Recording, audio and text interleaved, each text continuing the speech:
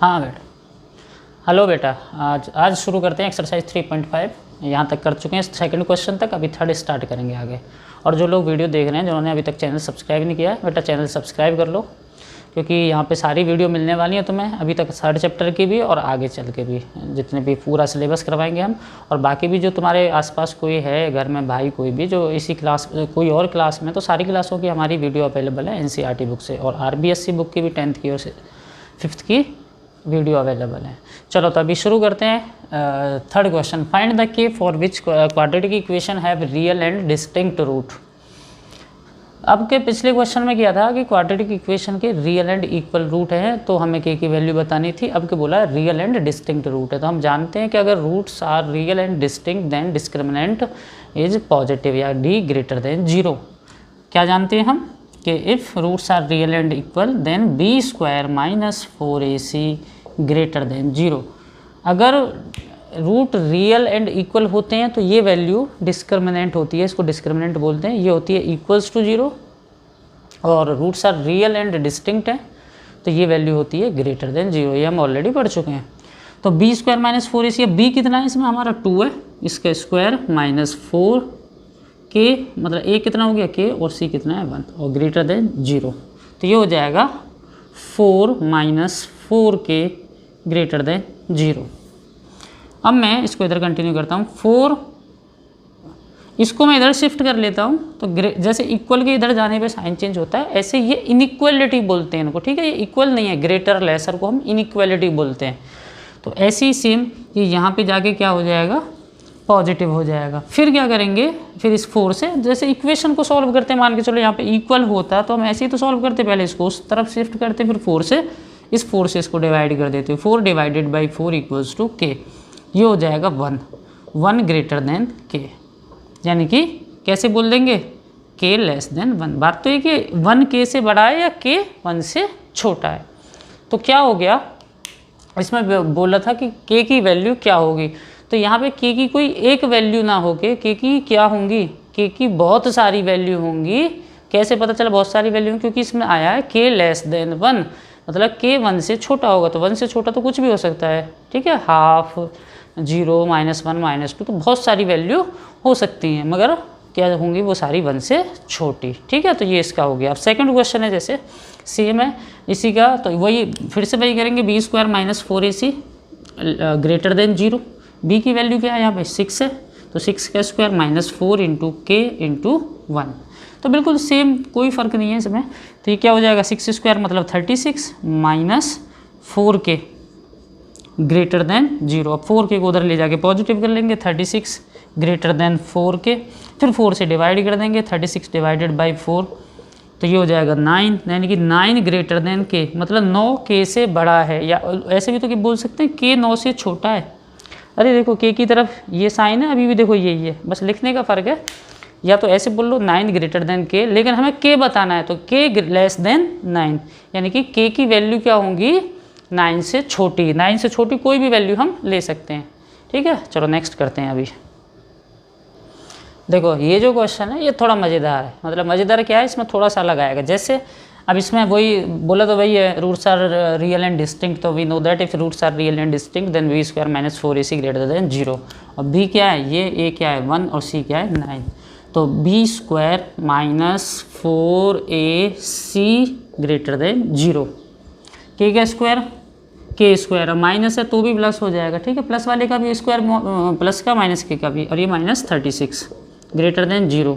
अब क्या करेंगे, इसको 0, मतलब जैसे इक्वेशन सॉल्व करते हैं वैसे ही सॉल्व करना है। पहले तो k² ग्रेटर देन 36, फिर क्या करते हैं, जब स्क्वायर होता है तो रूट लेते हैं। जैसे मान के चलो ऐसे होता है k² इज इक्वल्स टू 36, तो k की वैल्यू क्या हो जाती है 36 का रूट लेते, तो प्लस माइनस 6, यहाँ पे दोनों में आंसर लिखते हैं हम रूट के, +6 भी -6 भी। तो पहले, लेकिन यहाँ पे ग्रेटर देन का साइन है, तो ग्रेटर देन के साइन में हमें क्या करना है, इनको सॉल्व करने के लिए, अभी तक तो ये स्क्वायर नहीं होता था तो सीधा सीधा सॉल्व हो गया 1 ग्रेटर देन 9 और ये सब जो हमारा हुआ था। अभी क्या है कि पहले तो हमें इसको इक्वलिटी लगा के ही सॉल्व करना है, मतलब पहले तो इसको हमें ऐसे करके ही सॉल्व करना है जैसे मैंने उधर किया। इसके बाद यही है, लेकिन ये तो हमने इक्वल लगा के सॉल्व किया, तो इक्वल लगा के सॉल्व करके हमारी क्या वैल्यू आई, एक तो आई 6 और एक आई -6। लेकिन ये तो जब इक्वल होता तब होती है ये दोनों वैल्यू, लेकिन ये इक्वल नहीं है, ये क्या है, बड़ा है, k ग्रेटर देन 6। तो जब ऐसा केस हो, बड़े वाला रूट लेना पड़ रहा हो, हमें दो वैल्यू मिल रही हो, तो k की जो वैल्यू होगी वो प्लस वाली से बड़ी होगी और माइनस वाली से छोटी होगी। ध्यान से सुनो बात, पहले इक्वल करके दोनों वैल्यू निकालनी, +6 एंड -6। अब इस केस में k की जो वैल्यू होगी वो बड़ी वाली से बड़ी, +6 और -6 में बड़ी कौन है, +6, तो बड़ी वाली से बड़ी होगी, k greater than 6 and k less than -6। चलो चेक करके दिखा देता हूँ। 6 से बड़ी कोई वैल्यू क्या होगी, जैसे 7 होगा, तो 7 का स्क्वायर कितना होगा, 49। 49 क्या होगा, इससे बड़ा होगा ना, सही है। अब जैसे -6 से छोटी, -6 से छोटी वैल्यू क्या होगी, -7। -6 से छोटी क्या होगी, -7, -8, -9, ये सब छोटी होती हैं। तो -7 का स्क्वायर भी 49, तो इससे बड़ा होगा। लेकिन इनके बीच में कोई वैल्यू ले ली, जैसे 6 से छोटी 5, 4, 3, 2, 1, 0, तो ये फेल हो जाएगा मामला। तो बस हमें ऐसे याद रखना है, पहले इक्वल करके वैल्यू निकाल ली। अब वो जो दोनों वैल्यू हैं, एक उसमें बड़ी आएगी, एक छोटी, एक पॉजिटिव एक नेगेटिव, मतलब बड़ी छोटी से मतलब क्या, बड़ी पॉजिटिव वाली बड़ी, नेगेटिव वाली छोटी।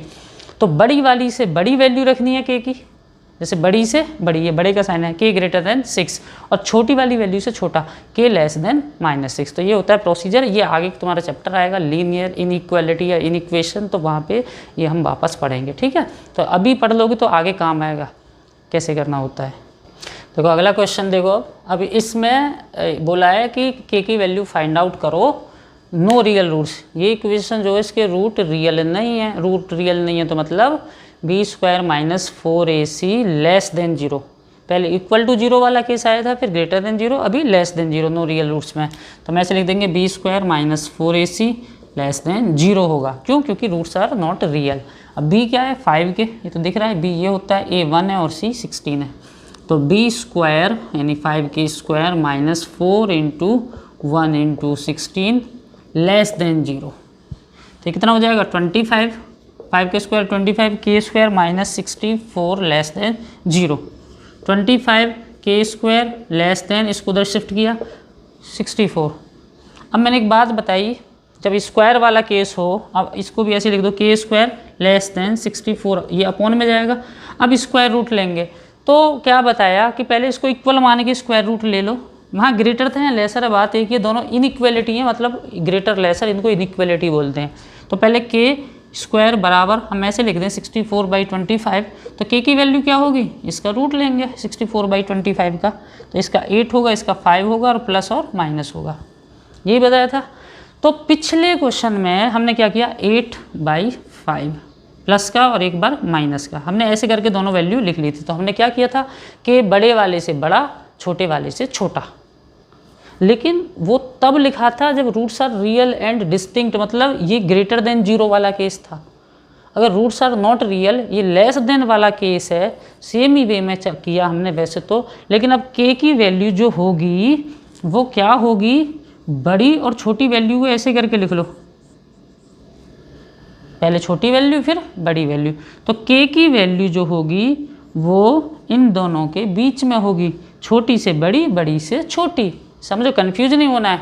अगर ये ग्रेटर वाला केस होता तो k की वैल्यू क्या होती, मान के चलो मैं बता रहा हूँ, अगर ये वैसा पिछले वाला केस होता तो हम लिखते k बड़े से बड़ा, ये बड़ी है ना, 8 प्लस वाली बड़ी होती है, बड़े से बड़ा और छोटे से छोटा, अगर ये ग्रेटर वाला केस होता। लेकिन लेस वाला केस है, लेस मतलब ये वाला ऐसे करके, तो हमें क्या करना है, k की वैल्यू छोटे से बड़ी मतलब और बड़े से छोटी, बीच में है ना, k इससे तो बड़ा है और इससे छोटा है, ऐसे करके बीच में। तो k is lie between smaller and larger value, छोटी और बड़ी वैल्यू के बीच में लाई करेगा। अगर ये दोनों चीज़ समझ में आ गई तो ये समझो कि तुम्हें एक एक्सरसाइज नेक्स्ट चैप्टर की सेकंड एक्सरसाइज समझ में आ गई लगभग, क्योंकि वहाँ पे हम इनइक्वालिटी को बस यही समझना है, ऐसे करके हम सॉल्व करते हैं, बड़े से बड़ा, छोटे से छोटा, या बिटवीन बड़ा एंड छोटा। ठीक है, देखो नेक्स्ट क्वेश्चन बड़ा ही इंपॉर्टेंट होता है, ये बहुत बार पूछा गया है एग्जामों में।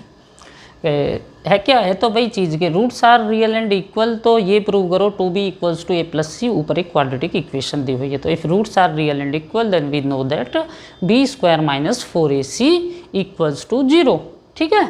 और b square minus 4ac equals to 0 होता है। अब यहाँ पे b क्या है, ये पूरा b है, b क्या होता है, कोफिशिएंट ऑफ x, ये a है और ये c है, ठीक है। तो हम लगाएंगे b स्क्वायर, पहले तो लिखेंगे हम डिस्क्रिमिनेंट इक्वल्स टू 0, अब b स्क्वायर यानी कि c माइनस a, ये b है पूरा, इसका स्क्वायर ऐसे करके लगाएंगे, माइनस 4a, a क्या है b माइनस c, और c क्या है a माइनस b, और इक्वल्स टू में क्या लिखेंगे 0। अब इसको बड़े ध्यान से सॉल्व करेंगे। देखो यहाँ a minus B whole square identity लगेगी, तो क्या होती है a स्क्वायर माइनस 2ab, ठीक है, a square minus 2ab plus B square. अब ये माइनस 4, पहले इसकी इन दोनों से फिर इसकी इन दोनों से कर लेते हैं, तो b into a b a, b into b b square, और बीच में माइनस आएगा क्योंकि minus 1, minus c into a minus c a, और minus c into b minus b c, sorry plus b c, क्योंकि माइनस इंटू माइनस प्लस होता है। फिर क्या करेंगे सी स्क्वायर माइनस 2ca प्लस ए स्क्वायर। अब इस माइनस 4 के अंदर मल्टीप्लाई और कर लो, क्योंकि इसकी भी मल्टीप्लाई होनी थी इनसे, पहले हमने इन दोनों की कर दी फिर माइनस 4 की करेंगे, तो minus 4ba minus into minus plus 4b square, minus into minus plus 4ca, और minus into plus minus 4bc equals to में 0 ही चलेगा। अब देखो सी स्क्वायर ए स्क्वायर, ठीक है, पहले ये स्क्वायर वाले एक साथ लिख लो, फिर बाकियों एक ये रहा स्क्वायर वाला, तो ऐसे लिख दूँ मैं सी स्क्वायर प्लस ए स्क्वायर प्लस 4b स्क्वायर। अब क्या बचा माइनस 2ca और 4ca, लाइक टर्म्स को हम अब साथ में कर रहे हैं, माइनस 2ca और 4ca लाइक टर्म है, 4 माइनस 2 यानी कि 2 प्लस का 2ca, क्योंकि ca वाले, ठीक है, ये हो गए। अभी क्या बचा, अभी तो कुछ नहीं है, ये माइनस 4ba और ये वाला लिख दिया और माइनस 4bc, ऐसे करके हमने लिख दिया। अब यहाँ पे क्या होता है कि ये एक आइडेंटिटी फॉर्म हो रही है। ये प्रीवियस क्लास में 9th क्लास में एक आइडेंटिटी होती थी a plus B plus C whole square, मैं यहाँ पे लिख देता हूँ, समझो ध्यान से, a plus B plus C whole square equals to होता था a square plus B square plus C square plus 2ab plus 2bc plus 2ac। तो ये इधर ऐसी कुछ आइडेंटिटी बनी है, उसको हमें पहचानना है। तो देखो इसको मैं ऐसे लिख दूँ सी स्क्वायर प्लस ए स्क्वायर, और इसको मैं क्या लिख सकता हूँ 2b होल स्क्वायर, है ना, फिर प्लस 2ca को 2ca ही रहने दो, 4ba को मैं ऐसे लिख सकता हूँ 2 इंटू 2b इंटू ए, अभी बताऊँगा क्यों लिखा है, और इसको 2 इंटू 2b इंटू सी, ये अभी भी 4ac। तो देखो अब ध्यान से देखो, यहीं पे सारा खेल समझने का, सी स्क्वायर ए स्क्वायर और ये ऐसे, तो देखो a square plus B square plus C square plus 2ab हो रहा है ना, फिर प्लस, अब माइनस है उसको छोड़ो थोड़ी देर के लिए, 2bc, 2b ये रहा और ये रहा c, 2bc माइनस 2 आखिरी में होता है ac, 2a कितना है ये रहा c, और c कितना है 2b, 2ac, मतलब ये करके फिट हुए। तो ये किसकी आइडेंटिटी हो गई, ये प्लस ये whole square, c plus a plus 2b whole square. देखो अगर तुम इसको खोलोगे तो a square plus B square plus C square plus 2ab, लेकिन प्लस होता है। अगर यहाँ पे तीनों में प्लस है तो यहाँ तीनों जगह यहाँ भी और यहाँ भी प्लस आता, लेकिन यहाँ माइनस है और यहाँ भी माइनस है, तो इसका मतलब यहाँ पे कहीं माइनस लगना है इस आइडेंटिटी में। तो कैसे पता चलेगा, देखो फर्स्ट और लास्ट की ये जो है 2, इसको देखो यहाँ पे, ये तो छोड़ो तीनों, ये क्या है प्लस में, तो इसका मतलब ये 2ac था, 2ab मतलब a square plus B square plus C square plus 2ab, तो 2ab मतलब इन दोनों की मल्टीप्लाई से बना है, तो ये दोनों पॉजिटिव होंगे तभी तो ये पॉजिटिव बना है, और ये नेगेटिव है फिर अगला वाला ये 2bc, तो वो क्या बना होगा, वो इसकी और इसकी मल्टीप्लाई से बना है। देखो ये रहा और ये रहा मल्टीप्लाई से। अब ये नेगेटिव कब बना, जब यहाँ पे माइनस रहा होगा। अब बाद वाले को चेक करने की ज़रूरत नहीं, वो अपने आप सेट हो जाएगा। तो देखो अभी identity a square plus B square plus C square plus 2ab minus 2bc, क्योंकि इन दोनों की मल्टीप्लाई होगी तो माइनस, और फिर आखिरी और फर्स्ट की मल्टीप्लाई होगी तो वो भी माइनस, और इक्वल्स टू में 0। तो ये इसकी आइडेंटिटी बनी। इस पर थोड़ा सा गौर देना है। तो ये बन गया फाइनली। मैं यहाँ पे करता हूँ, ये तो आइडेंटिटी थी, मैं इसको मिटाई देता हूँ क्योंकि मैं क्वेश्चन को आगे इधर ही करता हूँ। c plus a minus 2b whole square equals to 0। फिर क्या करेंगे, इसका स्क्वायर हटाएंगे, वहाँ रूट लेंगे, तो मतलब 0 का, वहाँ 0 का रूट लेके 0 ही आएगा, वो दिखाने की ज़रूरत नहीं है। अब क्या करेंगे, मैं 2b को उस तरफ शिफ्ट कर दूंगा, c प्लस a बराबर 2b। आई थिंक ये हमें प्रूव करना था, 2b बराबर a plus c, a plus c या c प्लस a बात एक ही होती है।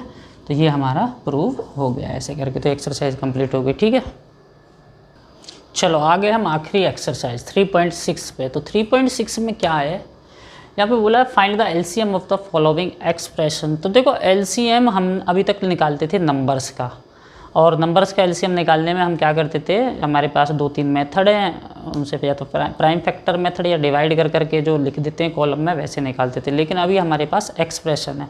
अब एक्सप्रेशन के एलसीएम कैसे निकालते हैं हम, अब वो वाली चीज़ समझने जा रहे हैं।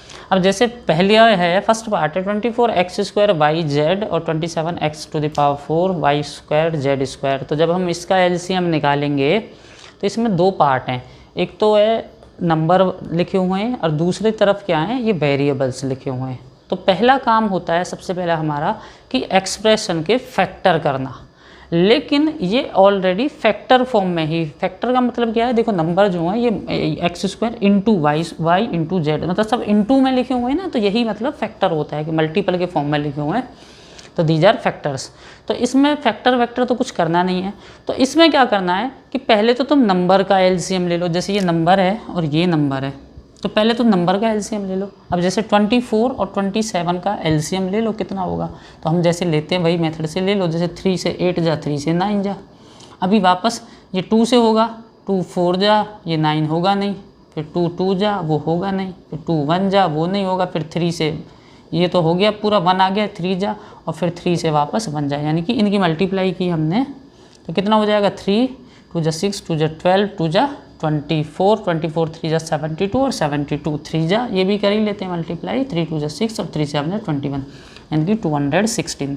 तो ये पहले तो हमने नंबर्स का ले लिया। अब सुनो, अब जो नंबर्स के अलावा जो हमारे वेरिएबल हैं उनका एलसीएम कैसे करेंगे, तो हमेशा ध्यान से सुनना।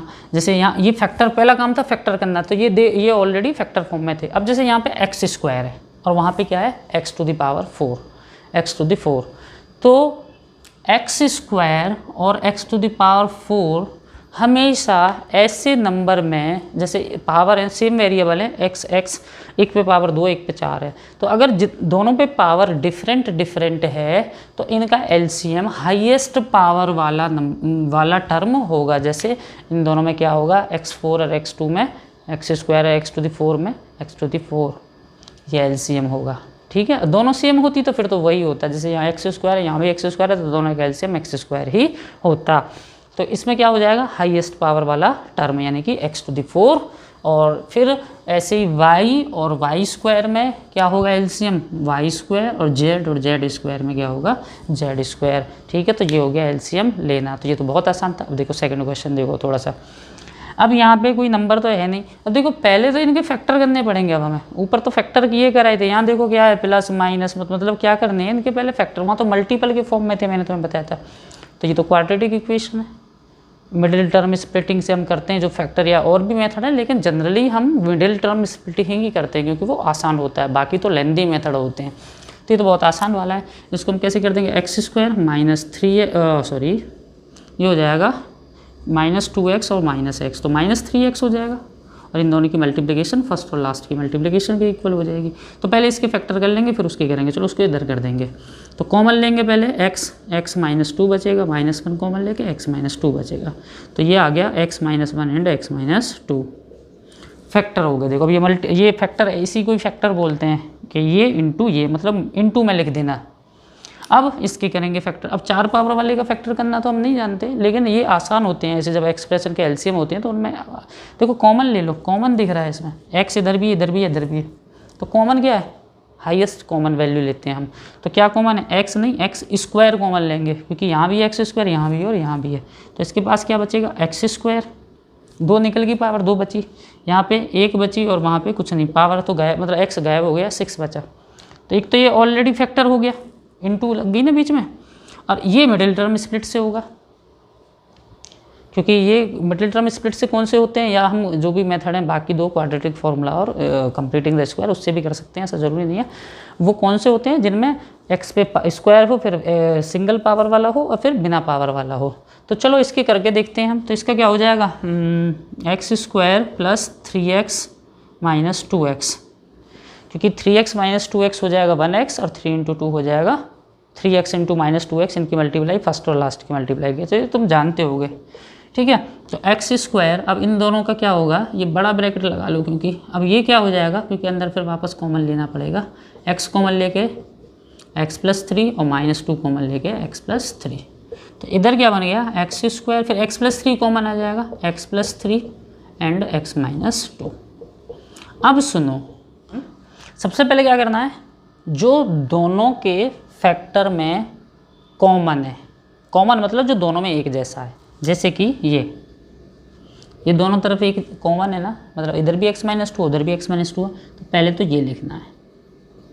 अब कुछ कॉमन नहीं है, तो अब क्या करना है, अब जो बचे हुए हैं वो सारे लिख देना, मतलब कॉमन को सिंगल टाइम लिखना है और बाकियों को फिर जितने हैं जैसे कि जैसे लिख देना है। तो अब क्या बचा, ये बचा, ये बचा और ये बचा, तो इनको लिख देंगे। अब बस थोड़ा सा ये x² को पहले लिख देते हैं, ज़रूरी नहीं है पीछे भी लिख देंगे तो भी चलेगा, क्योंकि हाईएस्ट पावर वाला, जैसे ये 1 पावर वाला है, 2 पावर वाला है, तो 1 पावर हाईएस्ट पावर वाला हम थोड़ा पहले लिखते हैं, बस, और कोई फ़र्क नहीं है। और बाकी अब ये लिख दो और वो लिख दो, जैसे x + 3 और x -1। तो ये हो गया हमारा LCM, बस, ठीक है। अगला करते हैं अभी। तो देखो अगला क्या है, अब जो समझने वाले वो समझ गए कि फैक्टर करो, फिर कॉमन लो, कॉमन को एक बार लिखो और बाकियों को भी लिख दो। अब देखो इसके फैक्टर कैसे होंगे, तो इसकी मिडिल टर्म स्प्लिट नहीं होंगी, क्योंकि इसमें मिडिल टर्म ही नहीं, मिडिल टर्म तब स्प्लिट होते हैं जैसे उसका। तो इसमें क्या करना है, जस्ट बस कॉमन ले लेना है। तो कॉमन क्या है, 2, क्या बचेगा, x² - 4। और थोड़ा सा ध्यान रखें, ये भी आइडेंटिटी है, क्या, x² - 2², फैक्टर मतलब जितना उसको ब्रेक कर सकते हैं हमने। तो ये a² - b² which is a + b × a - b, तो ये इसके हमने फैक्टर कर दिए। अब वो तो आसान वाला फैक्टर है, मिडिल टर्म स्प्लिट वाला, बहुत बार कर चुके हैं, -2x - 3x - 5x, इन दोनों की मल्टीप्लाई फर्स्ट और लास्ट की मल्टीप्लाई की इक्वल होगी। x कॉमन लेके x -2, -3 कॉमन लेके x -2, तो क्या हो जाएंगे, अगेन x -2 कॉमन और x -3। फिर LCM क्या होगा इनका, पहले जो दोनों में कॉमन है, क्या है कॉमन, ये वाला x -2, फिर और कुछ कॉमन नहीं है तो बाकियों को भी लिख दो। अब बाकी क्या, एक तो ये, एक ये, तो x + 2, x -3 और एक ये 2 भी है, बस हो गया, ठीक है।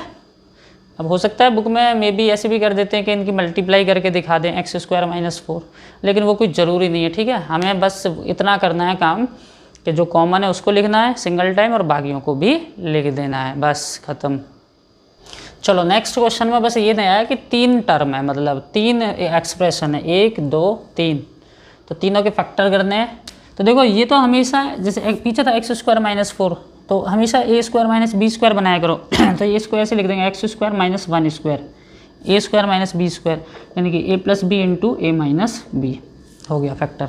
सेकंड वाले पे आते हैं। देखो इसके कोई फैक्टर नहीं होते, जो प्लस में होता है, माइनस होता है तब करते हैं, जैसे x² - 1², लेकिन x² + 1² इसका कोई फैक्टर नहीं करेंगे, a² + b² कुछ नहीं होता एलजेब्रा में, ट्रिग्नोमेट्री में होएगा, लेकिन यहाँ नहीं होता, a² + b² कुछ नहीं होता है, a² - b² होता है, a + b × a - b, और इसको एज इट इज़ लिख दिया, हो गए फैक्टर। और तीसरे वाले के एक्स स्क्वायर, अब तुम इसके मिडिल टर्म को सोचने जाओगे ना तो पागल हो जाओगे, कुछ नहीं होगा, इसके कोई फैक्टर होंगे नहीं, तुम्हारे मिडिल टर्म स्प्लिट नहीं होंगे।